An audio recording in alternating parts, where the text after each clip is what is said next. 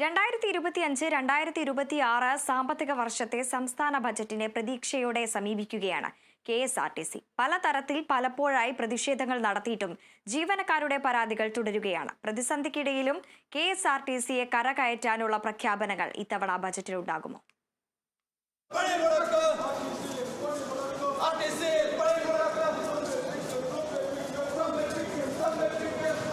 KSRTCയിൽ ആനുകൂല്യങ്ങൾക്ക് വേണ്ടി പ്രതിഷേധങ്ങൾ ശക്തമാക്കുന്നതിന് പിന്നാലെയാണ് സംസ്ഥാന ബജറ്റ് വരുന്നത്. ജീവനക്കാർക്ക് ശമ്പളവും പെൻഷനവും നൽകാൻ മാനേജ്മെന്റ് വല്ലാതെ വിയർപ്പൊഴുക്കുന്നു. അതിനിടയിൽ ധനവകുപ്പിന്റെ കൈത്താങ് ഉണ്ടാകുമോ എന്നാണ് ഉറ്റുനോക്കുന്നത്.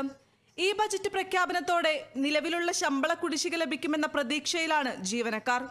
ഇപ്പോൾ രാജ്യത്ത് റോഡ് ട്രാൻസ്പോർട്ട് കോർപ്പറേഷനുകൾക്കൊന്നും തനതായ വരുമാനത്തിൽ നിന്നെടുത്ത് ശമ്പളവും പെൻഷനും കൊടുക്കാൻ കഴിയാത്തൊരു സാഹചര്യം നിലവിലുണ്ട്.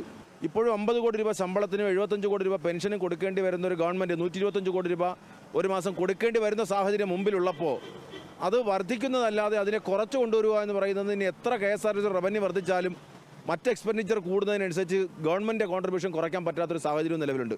അതുകൊണ്ട് അത് ഗവൺമെൻറ് ഏറ്റെടുക്കുന്ന ഒരു നടപടി കൂടി ഈ ബജറ്റിൻ്റെ ഭാഗമായിട്ടുണ്ടാകണം. ഇത്തവണത്തെ ബജറ്റ് പ്രഖ്യാപനത്തിൽ പഴക്കം ചെന്ന KSRTC വാഹനങ്ങൾക്ക് പകരം പുതിയ വാഹനങ്ങൾ വേണമെന്ന ആവശ്യവും ജീവനക്കാർ ഉന്നയിക്കുന്നുണ്ട്. അന്തർ സംസ്ഥാന സർവീസുകൾ നടത്തുന്ന KSRTC ബസ്സുകൾ പലതും 10-15 വർഷം പഴക്കം ചെന്നവയാണ്. അത് മാറ്റാനുള്ള നടപടികളും ബജറ്റിൽ വേണമെന്ന ആവശ്യവും ജീവനക്കാർ ഉന്നയിക്കുന്നു. ഇപ്പോൾ ദീർഘദൂരം ഓടുന്ന അല്ലെങ്കിൽ അന്തർ സംസ്ഥാന സർവീസുകൾ നടത്തുന്ന ബസ്സുകൾ പോലും 10 വർഷവും 12 വർഷവും പഴക്കമുള്ള നല്ല കാലപ്പഴക്കമുള്ള വണ്ടികളാണ് നടത്തുന്നത്. 5 വർഷം കഴിഞ്ഞ വണ്ടികൾ ഓടാൻ പാടില്ല എന്ന നിയമം ഉണ്ടായിരിക്കെ അതിനെ എല്ലാത്തിലും ഭേദഗതി വരുത്തിക്കൊണ്ടാണ് ഈ പഴയ വാഹനങ്ങൾ ഇപ്പോൾ നന്നാക്കി ഓടിച്ച് പോയിക്കൊണ്ടിരിക്കുന്നത്. അപ്പോൾ അത്തരം ദീർഘദൂര സർവീസുകൾക്കുള്ള ബസ്സുകൾ വാങ്ങാനുള്ളൊരു ബഡ്ജറ്റ് പ്രൊവിഷൻ അത് ഇത്തവണത്തെ ബജറ്റിലൂടെ പ്രധാനമായിട്ടുണ്ടാകണം എന്നുള്ളത് ഞങ്ങൾ പ്രധാനമായി ആഗ്രഹിക്കുന്ന ഒന്നാണ്. ഗവൺമെൻറ്റുമായി ബന്ധപ്പെട്ട് ഡിമാൻഡ് ചെയ്യപ്പെടുന്ന ഒരു വസ്തുതയാണ്.